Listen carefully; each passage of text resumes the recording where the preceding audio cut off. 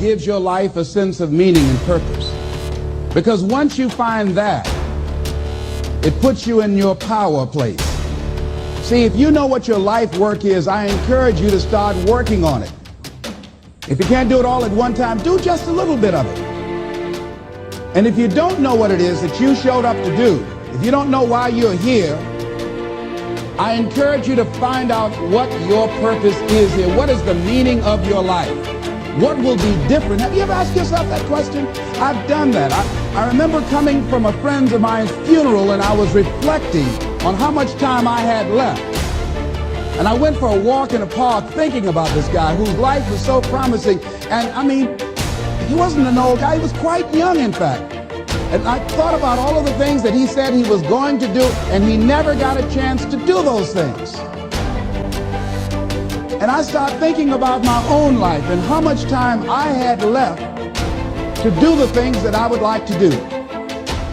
And at that time, I wasn't sure what my life purpose was, what my life's work was. I wasn't sure about it at that time. And I thought about it quite a lot. I had some idea, but I wasn't convinced, and I don't think I felt worthy. I didn't believe that it could be me to do this kind of work that I'm doing right now.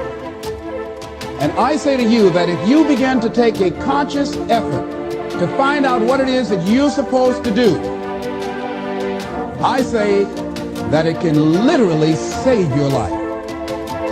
I said that it can literally save your life.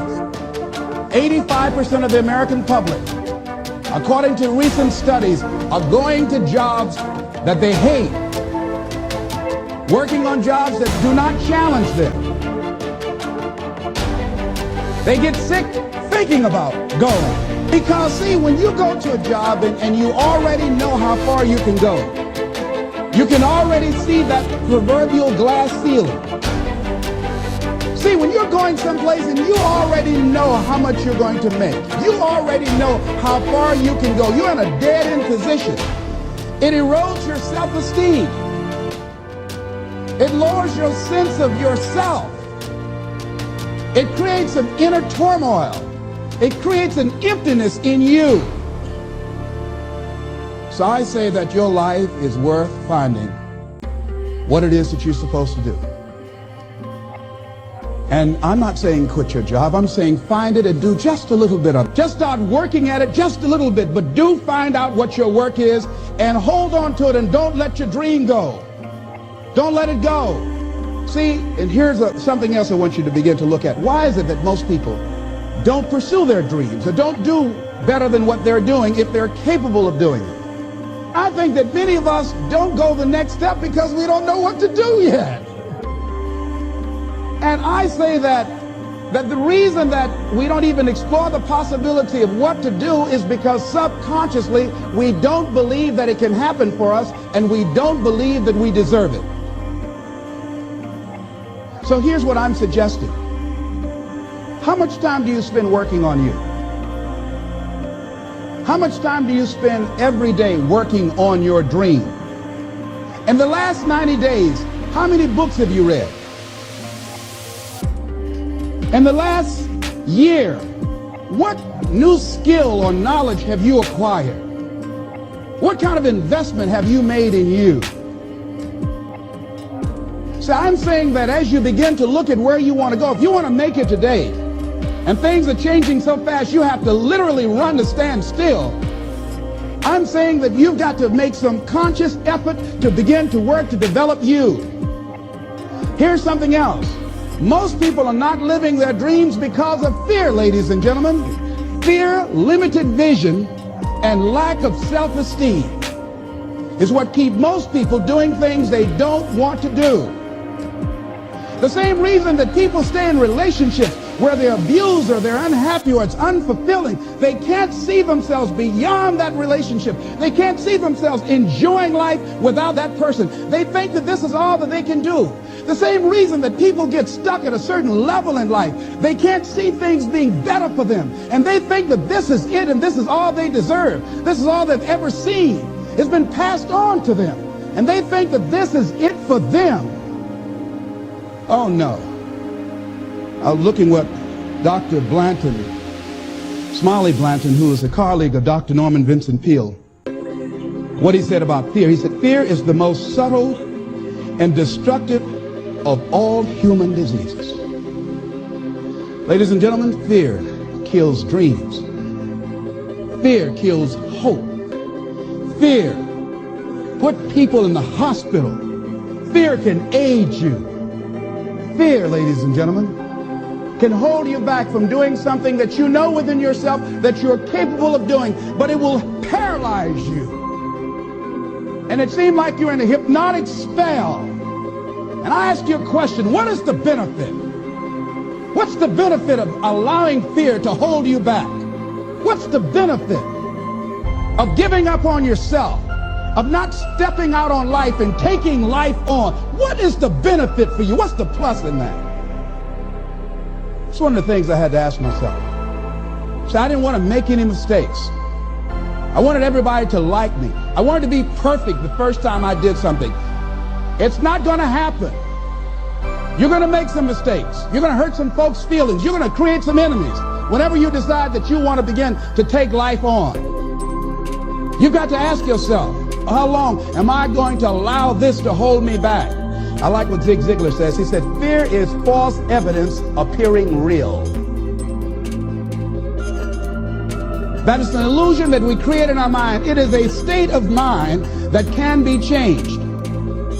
So let's look at how we can begin to take some steps to restructure that fear, to begin to expand our visions of ourselves, to begin to increase our self-esteem. Webster said that self-esteem means confidence and satisfaction in oneself. Look at your life right now. Whatever you've done up to this point in time, your life is working. Whatever you have produced, it came out of you as a result of the kind of person that you have become. It's a result of your choices. It's a result of your consciousness. Now you have to ask yourself, are you satisfied with what you have produced?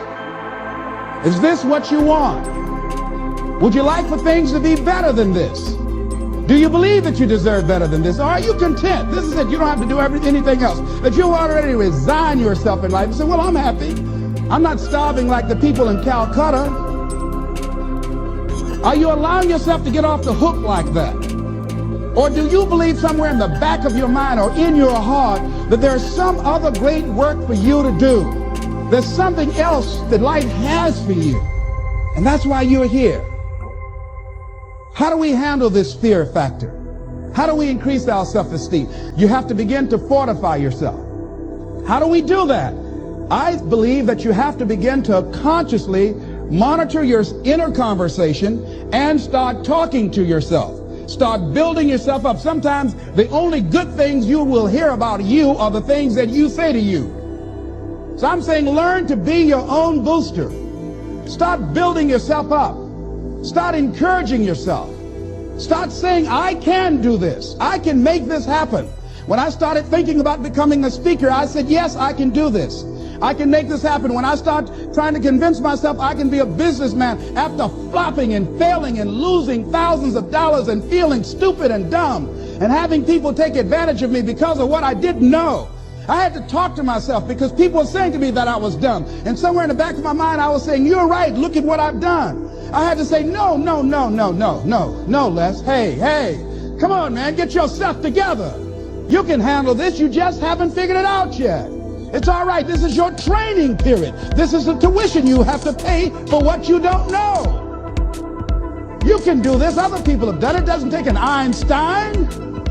Get you some people that can teach you some stuff that you don't know. Get you some people that have done it successfully and learn from them. Take some seminars, workshops, read some books on how to manage a business. Change the way you see yourself and begin to tend to the personal details. Understand that nobody's going to take care of your business better than you.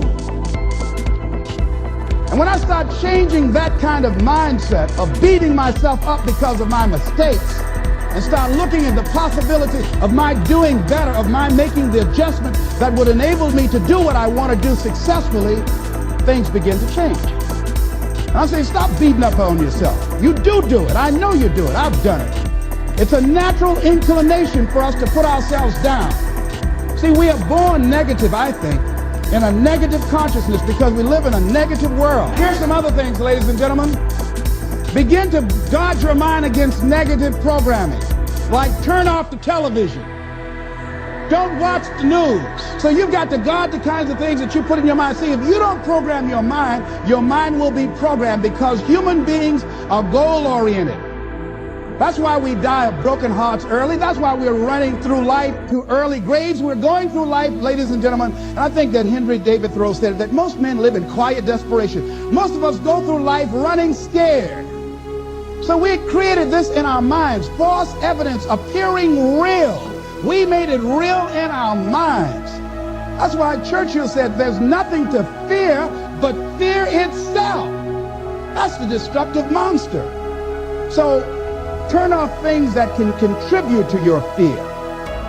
Turn a deaf ear to people that all they can do is talk about how negative things are, because they have bought into the consciousness of the world.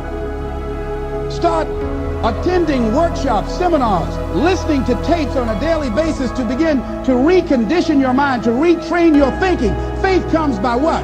Hearing and hearing and hearing. Listen to things that can empower you, that can enable you to create a new reality for yourself and a new life for yourself. You might appear to be strange around most people. You know, most people think you're strange if you're happy today. See, these people have not found their purpose in life. That's why they're grumpy. That's why they're miserable. That's why they're so negative. They're hurting and they want to hurt other people. So start practicing using programs for your mind. Seminars, books, workshops. Keep a journal. Record your thoughts. What's happening with you? Every day when you get up, have a journal near you. See, ladies and gentlemen, we get 3 to 4 thoughts a year that if we would act on those thoughts, they could change our life. What idea are you sitting on? Write your ideas down. And then, once you get that idea, take the leap. Take the leap. See, it's out here in the universe. If you don't take the plunge, I guarantee you, somebody else will. Take the plunge. Go into action. And ladies and gentlemen, you will be surprised how things will come together. You'll be surprised. Now, you're going to have some difficult challenges. I can tell you that now. Be aware of that. Things are not going to work out exactly right. For a time, they will, sometimes. And that's when life is just playing a game with you. I want you to feel good and relax. But ladies and gentlemen, go into action with your dream. And don't avoid where the fights are. Get in the midst of the fight. Get knocked down so you can learn how to fight, so you can hold your position. See, most people don't get out in the arena of life because they don't want to fight. Most people don't get out there because they don't want to get knocked down. They don't want to be dropped to their knees. But see, you're going to be dropped whether you're on the field or whether or not you're sitting on the sidelines. You're going to be dropped. So at least get dropped for something. See, that's how most people are spectators in life. You don't want to be a spectator. You want to get out in the field where the action is. And you will be amazed. After the struggle, there will be a calm period and things will begin to click for you.